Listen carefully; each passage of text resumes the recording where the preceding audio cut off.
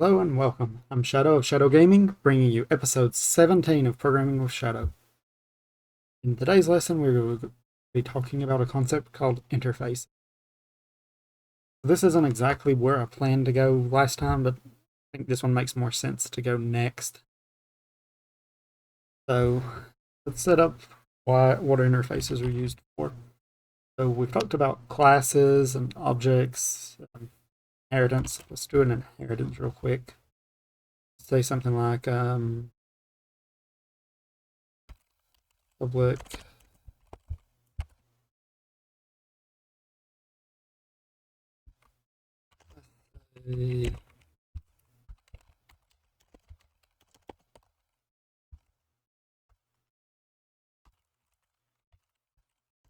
class vehicle. Let's do that.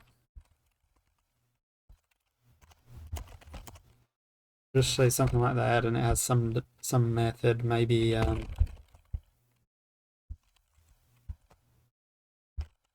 void move, have a distance, do drive. Let's do move. This does something. Let's say console.write line.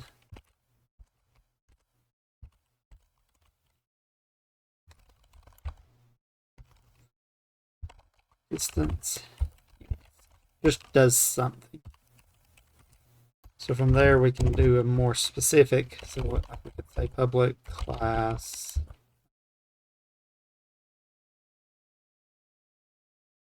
do and it inherits from vehicle. Now we have a more specific one. You could do something like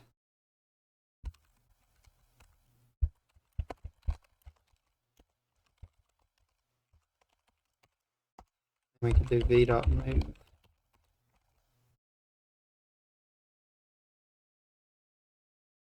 Let's say 12 or whatever units. So now if we run this, we should get vehicle went 12 units instead. 12 units. If it'll run. The problem here though comes when if you try to do something else. Like let's add having trouble thinking of a good example here with the car, but basically what I'm going to get to is you can only have one thing you inherit from. So if I do another public class second, and it does something. We don't really care. Let's just say, for example, it's the same method. Something as well.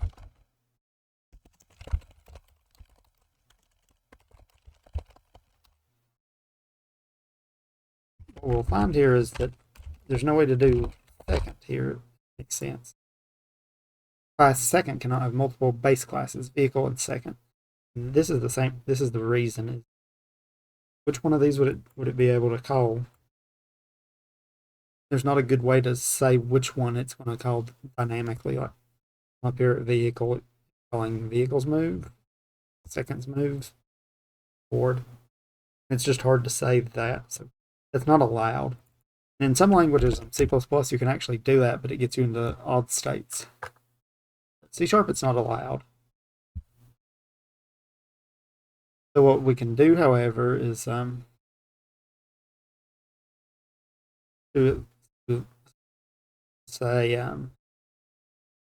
because the second's not going to work here, so let's move it. What we can do though is an interface. Let's do interface. Say public void to I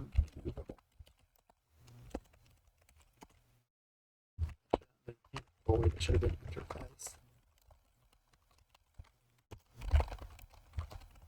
Interface. There we go. Public interface iMovable. So this is just a convention to use I here as the name. That's Microsoft's convention. I don't personally think it's that wonderful convention, but that is what you will generally see, and a lot of Microsoft application will be that as well. We'll go with that for now. But that just says interface movable. So what we could have in here is I'm going to do it as public void move, and it takes an int of distance. Same thing we had here. One thing here is it doesn't give us a warning here from how we've got it set up. Technically, you don't need this. And in fact, you shouldn't have to put that, because what is it? Anything that's in an interface is done or is available at whatever the access level of the interface is. It's public by default. So what does the interface do? It specifies the method call here. So here's the method signature, but it doesn't give us any code. Like here, we have a base vehicle here, but it doesn't do any code. Chord's not going to be a good example for where I'm taking this example. It doesn't give us any code there. Well, this one's move does give us code. In fact, we can do this here. Make this one movable. So there. So now vehicle, it doesn't inherit, it implements the iMovable interface. So this is just a contract. It says this class will have this method. Just offhand, that doesn't seem like it's going to be that useful, but it's actually really useful when we get into actually testing our work. Interfaces can be used. They're really useful for that. Here, my example is just one. Let's expand the example though. So let's say instead of vehicle, let's say car.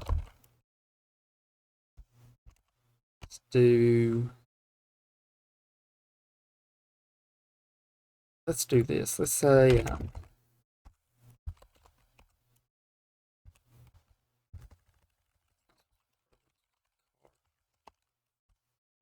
string name make do public string make get set. This is just for the sake of example, so I'm just adding us a little more data here. Get set. And here we can just do make model equals model. There we go. Now we have a car that takes some data. So there we still haven't seen what the real use of an interface could be.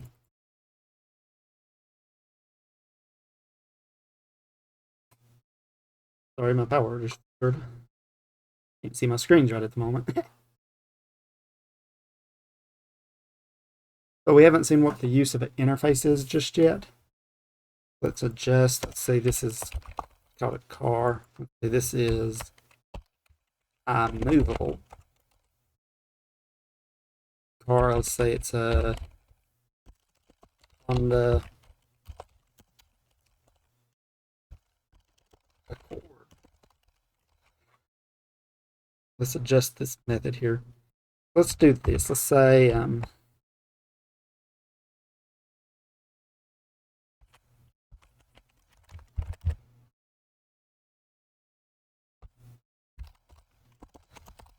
make model. There we go. We'll get this being more useful. This may not. We may not actually make this one. Let's do that. Let's just say. So we'll ignore make and model for the moment. I still have ideas of where I want to take them, but I don't think this is it. So let's say make name of car. So may not have seen name of. This is a built-in method. I don't even know if it's a method, but it's built in, and it takes whatever the class name is or method name, whatever you give it, variable name, and it'll just put it in the code for you. Let's do .NET Run. Let's see what happens. So there, car drove. So I don't really need to make a model. This isn't what I want to do for the moment, but I'm going to leave them for now. But let's do something else. Let's do something else that's movable. Let's say public class ship. Move a ship. Here it's giving us an error, and it says ship does not implement interface member iMovable move int. Let's implement that. Interface. Let's do something similar.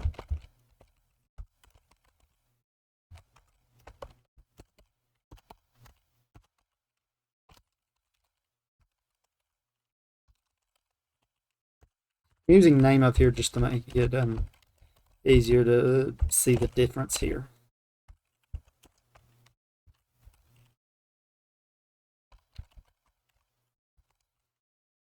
And let's do one more while we're at it. Let's say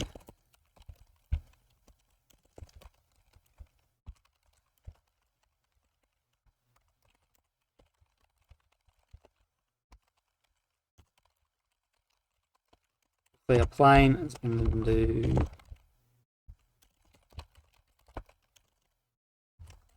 right line, plane, blue units. So there we go. There's just a little more fleshed out example. Like that bar is probably not what I want here. Let's say this. Let's do let's say iMovable. We'll make it an array.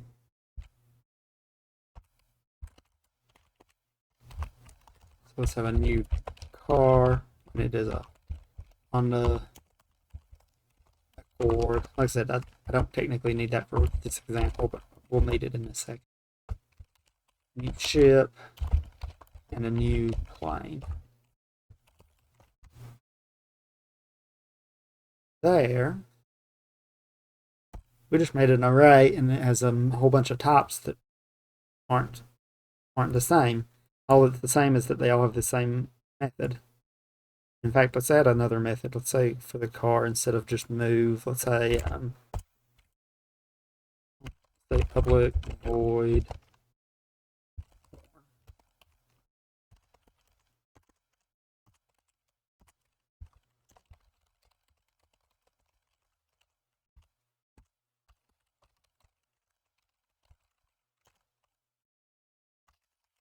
to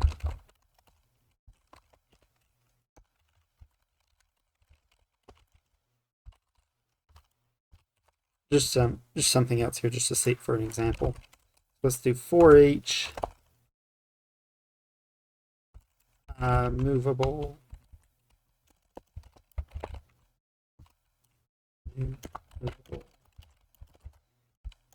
in something like that. But here in movable, you'll notice we only have a move method. The cars one isn't there. You can call this, and let's just give it 42. Here we should see all three of these print. Should print what we expect. Car drove, sailed, plane. There we go.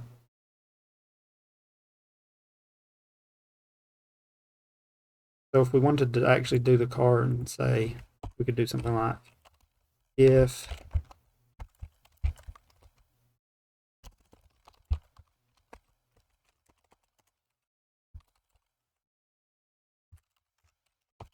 there we go. There's how you can do it. So now we should see that message well. There we check what the actual types are, but a lot of times you're just wanting to do something like this. Like if something has some interface, you want to do something based on the interface. There's just a nice quick example, however. So let's look at the interface a little more. We see we can put methods. So what we can't put any we can put methods. We can also put properties. Remember from last lesson, indexers can also be put. You don't need to put like access modifiers. They inherit from whatever interface is. So inherit's not the correct word. They get whatever interface there is. Another thing, you can't put a field. Like if I had I'll try to put private int field. You'll see. A minute, does that work? It shouldn't have worked with that.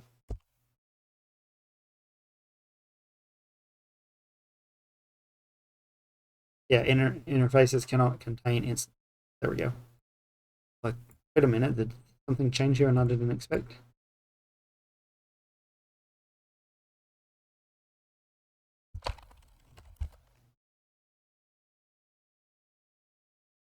Can do the static, however. Can I actually access that though? I feel like this shouldn't work, but maybe this does.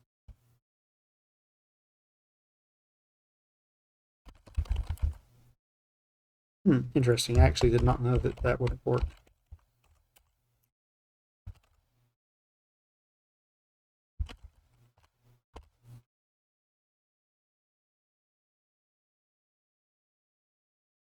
Cannot be excited. So let's do the other way. Let's do console.write line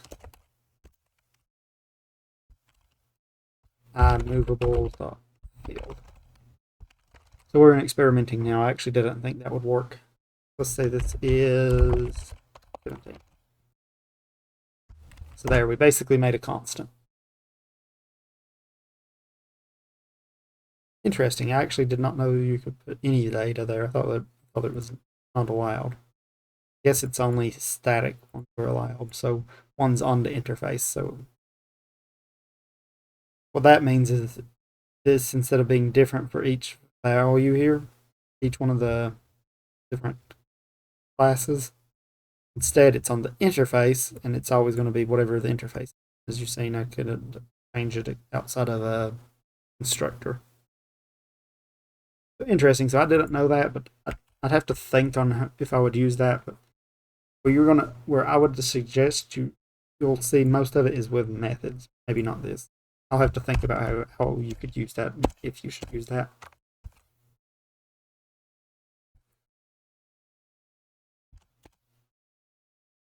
But yeah, so you'll use an interface there like this. One thing is, if you have a method in an interface, class that you implements that interface has to also have that method. You have to implement that method. Here's another one.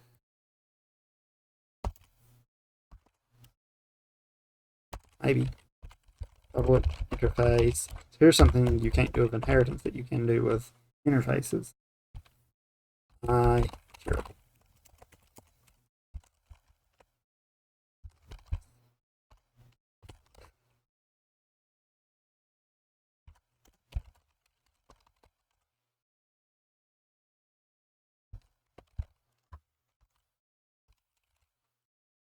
There we go.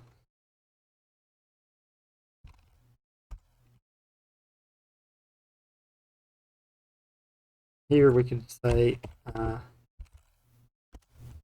just call that Euro. So if it can make a sound, it can also do that. That'll do the same thing. So what I showed there is you can have multiple interfaces. That can be really useful. Like you can separate them interfaces out based on what functionality. That brings us to a design consideration. Generally, the smaller you can keep an interface, the better off you're going to be. If you're having to put a lot of information into an interface, a lot of times you might be better served by doing something like this, having multiple, or let's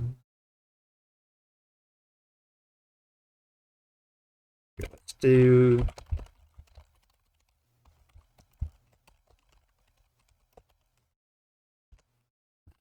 that's not a good one. Trying to think of a good example. I'm not thinking of one, so let's just say example. Yes, void example method.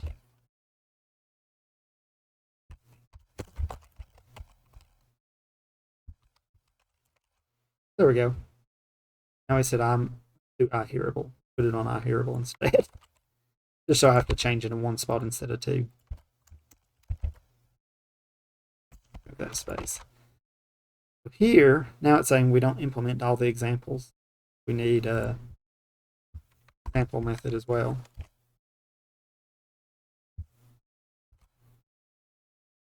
So that's what you can do instead of making a big one.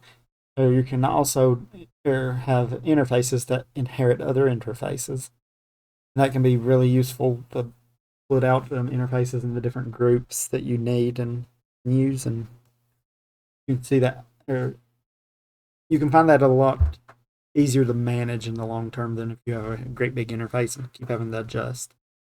Having the smaller broken down ones is usually better.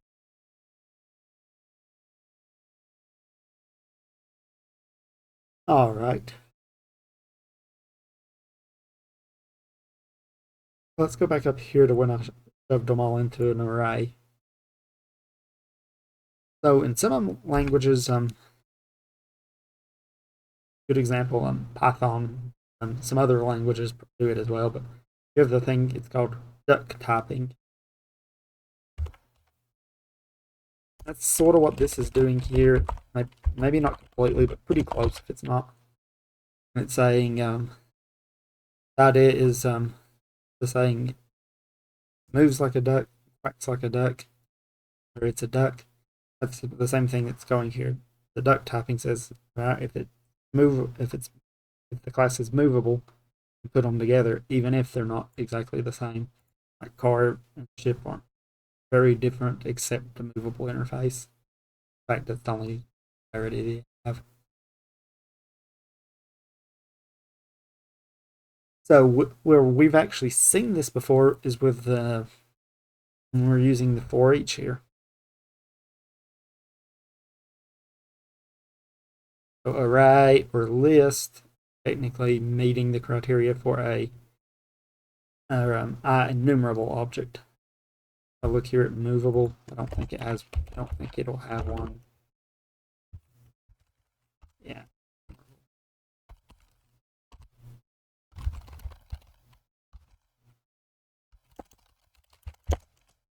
I think this it does. So what that's saying is that type implements an interface called IEnumerable, and it just so happens to be a generic interface, IEnumerable. And that's what lets for each actually work. Some other common ones is another one's called IComparable. That makes your class it makes it so it's easier to like run operations like maybe sort or something on a class. That's actually where I was going to get to the names here. Let's make that example.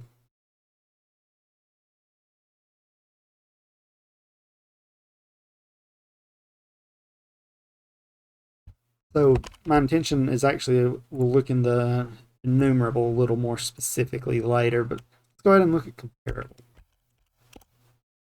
So building up from us implementing an interface, let's implement a built-in interface. Do IComparable. We'll do this one and we'll say IComparable car. Now we need to implement interface.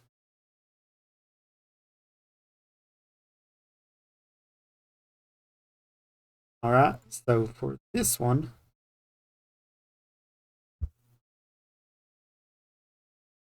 let's make an adjustment here. Let's say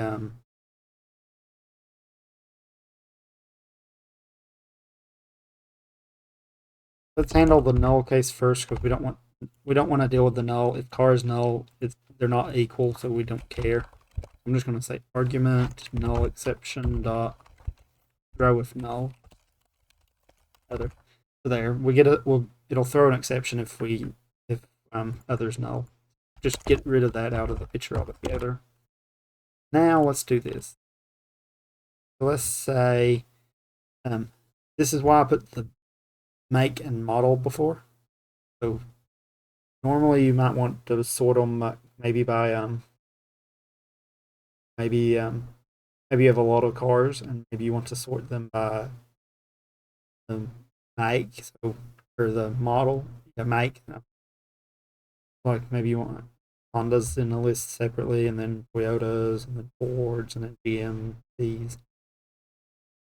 What if in the other case you want to do it the other way? Or other way and do model first and then sort by the vehicle inside?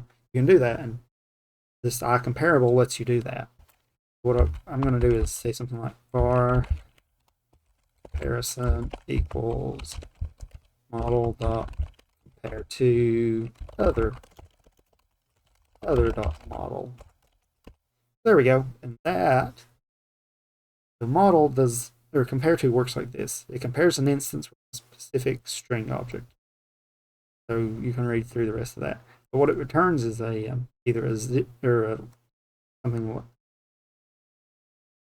I've always seen it as -1, 1, and 0, but it's something less than 0, something greater than 0, or 0 if they should be in the same. So that's what compare to does. So if we want to implement our own here, we'll say if comparison, if it doesn't equal 0, we're done. So we'll just return whatever it gave us.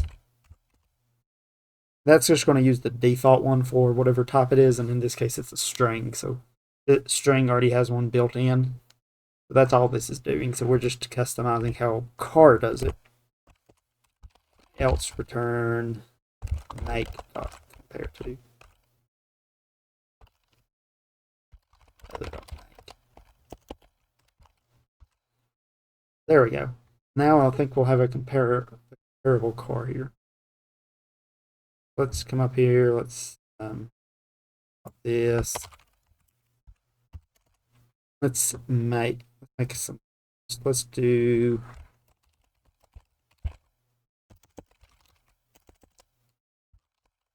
Let's do car for this.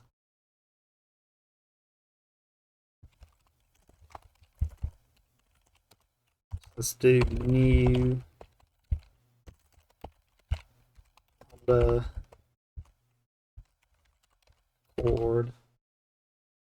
Let's say we also have a. We're just going to copy this. Another Honda Civic.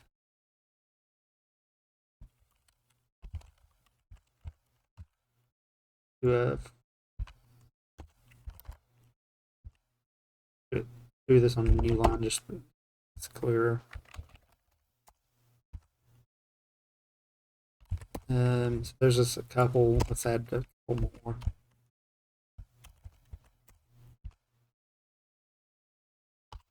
Say Ford Explorer. Get us an SV. Ford. Let's do a Ranger. Just doing some different ones here. Let's do another. This isn't right, so let's do something. Let's say Ford also has a Accord. I don't think they do, but let's just say it does for the sake of example. That's going to mess with our comparer here. Let's do what's another mic? Nissan. Sentra. There's just a couple cars. We could add more if we want. This will do for the sake of example here. So let's say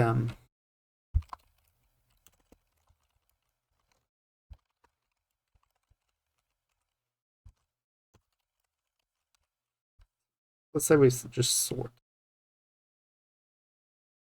the default comparer. So that's what we just implemented. So let's comment this out and let's see what happens. If this isn't here, we'll come back to if it is here. So sort, let's see what we get. So let's do, let's add a toString method here on car.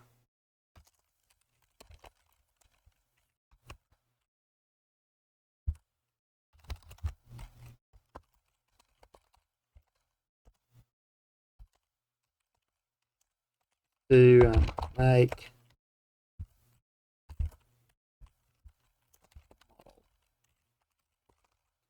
There we go.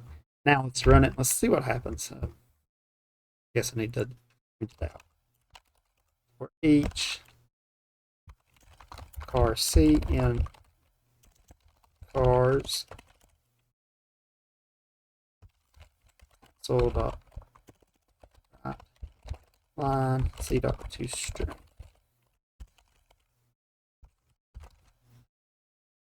Guess we don't need to do string. I guess we can just say C here. So let's run that and see what it gives us now. So here, while that's running, let's hide the output just a second. So what we should see is probably three. I actually don't know. Let's see what it does. I'm not sure. All right, failed to compare. Okay, so the objects don't. So car is not comparable. So it doesn't do anything. It just fails. Makes sense. Okay, good. That's better than trying to figure out what it's going to do. So let's add our comparable here.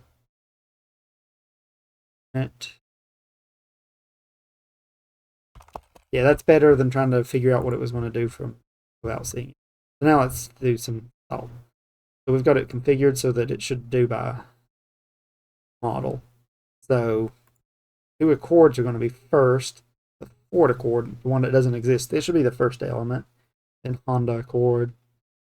These looks like the next one. Civic, Explorer, Ranger, and then Sentra. Let's move Sentra. Let's move it to the top of the list. Just to make sure it moves. Same thing with the Accord. So let's see what happens. Move the trailing comma. Right. Now let's see what happens. I guess the trailing comma would have been fine. All right, Ford, Honda Civic, or Ranger and Sentra. So the comparer worked. Let's adjust. Let's just flip these just for the sake of example. Make here model. So now we're just flipped them so it does them the other way. So now we should see all the Fords, then all the Hondas, and then the Nissan.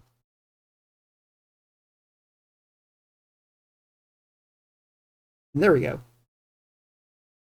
That's a compare to method. I want to say method and the iComparable interface.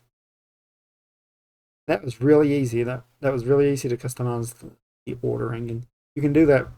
We just have two variables we're comparing here, but you could extend that to more if you would like. You can implement it yourself as well. Like I said, how I've seen it before is usually you just use -1 if it should be for the order, 1 if it should be above the order, and then 0 if they're equal. That's how I've actually done it also. I've seen them on both ways like this. That's really easy just to be able to compare two items and be able to adjust like that.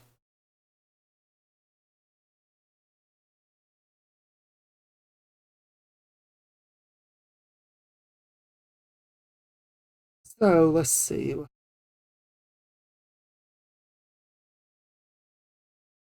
I don't think if there's any other ones I'd like to enter more here. I'd like to do IEnumerable next time. So look at that. See if this is the one I'm thinking of.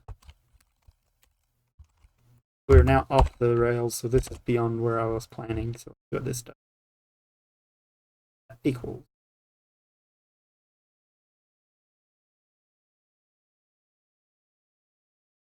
So here, equatable, so it's equals. So let's say here, let's do an odd equals statement. Let's say equals let's say they're equal if the make's the same. Don't care about the model. So we're only checking if they're made by the same company. Let's do that. Let's do the argument null exception. Let's not do that. Let's do if other is null, false. Do that here.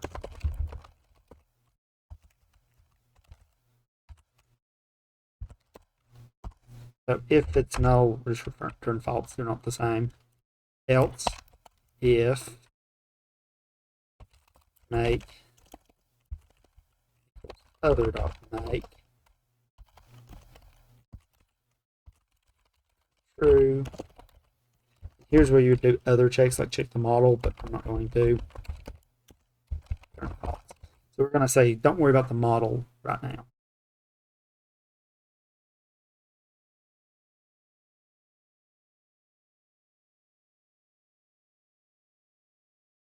So let's do here.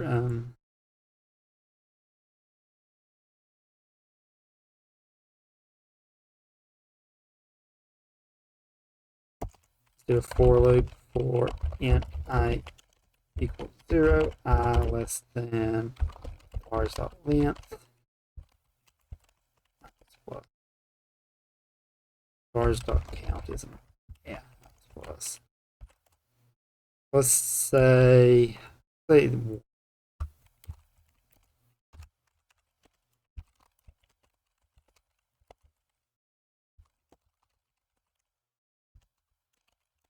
it, the first index?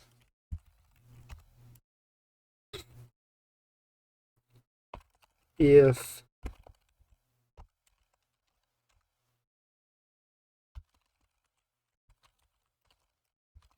cars at I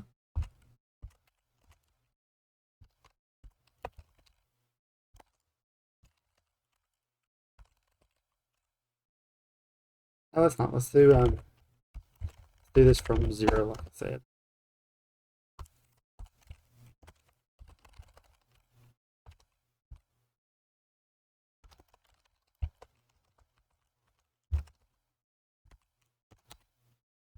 The car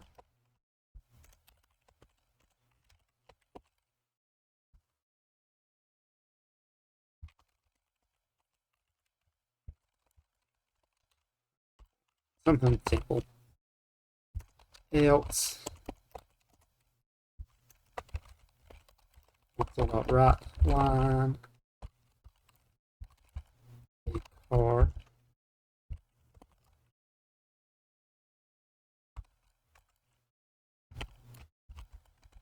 does not equal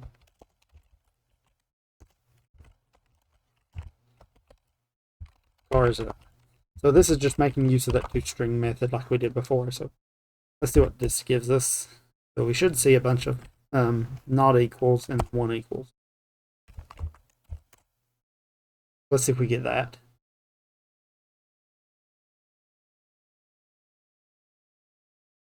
There's just a couple equals and then some not equals. And that makes sense because we're not checking both, only checking one. If we go down and adjust that so that we check both, let's do that. If make equals other make and model equals other model. There we go.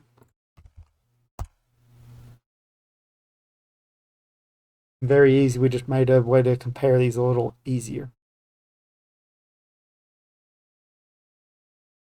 So, depending on how you've got it set, you might get a warning here that about this one, or it'll say something like if you. I guess we're not overriding. I was going to say if you override equals, you need to override hash code. I guess we're not overriding equals. It doesn't matter. There's our comparable. So we're going to go ahead and hold off there. Make plans for next time to look very more in depth into another interface of what's the name?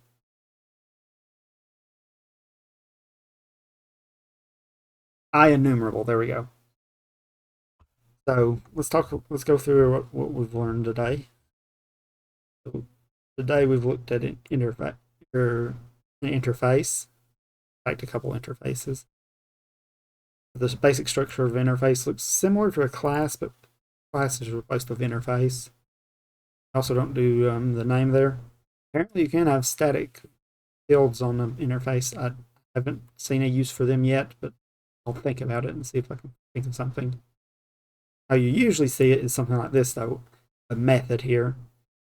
And this just says anything that implements this interface, the iMovable interface, has to also implement this method. Then we looked at down here actually doing that. So our car here has a move, our ship has a move, our plane has a move. So everything can implement our interface, and when they implement it, it looks very similar to when you inherit from something. The difference is C# knows if it's a class you're inheriting, it's an interface you're implementing. And with a class, you can only inherit one time. With an interface, you can have many of them. Now, all that changes is you have to implement the method for them. In this case, actually, you have to implement them, whatever the interface says. That can be really useful. We've seen where it lets us group items together. Roughly duck typing. We've seen it let us loop over them. We've seen how we can get out different interface than the one we're considering.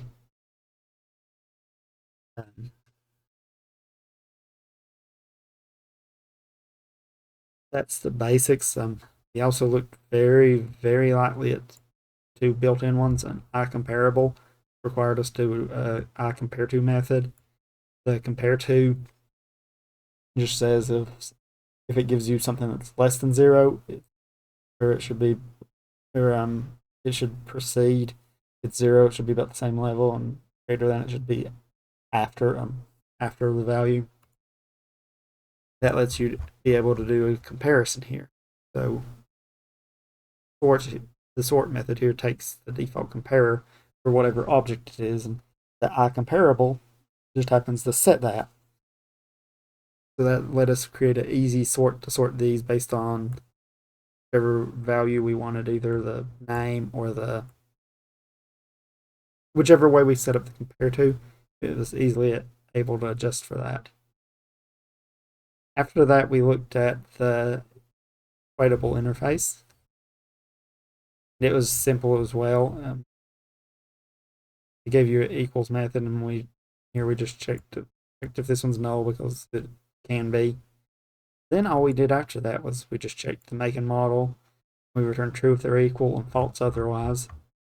And you can use that to do interesting logic with different classes, like maybe occasionally you don't want all the properties to matter for equals, or maybe sometimes you want true one to all and then something else, like maybe you want to calculate something, say they're equal. This lets you do that and lets you customize that. So that's the iEquatable interface. So that's our topics for the day. So as I said, next time I think we'll actually get to iEnumerable. And the reason I'm separating it from this is that it's a little more involved. So I think it'll do best as its own separate one and have an example. In that example, we'll see a little more about interfaces. I think that seems like a good next lesson. We'll check it and see, because this one bumped it because I was like, I think I could teach it without going the interfaces first, but I think covering interfaces first would need to happen first. But we're going to call it with that. So we want to say that's the end of lesson 17. So thanks for watching and have a wonderful day.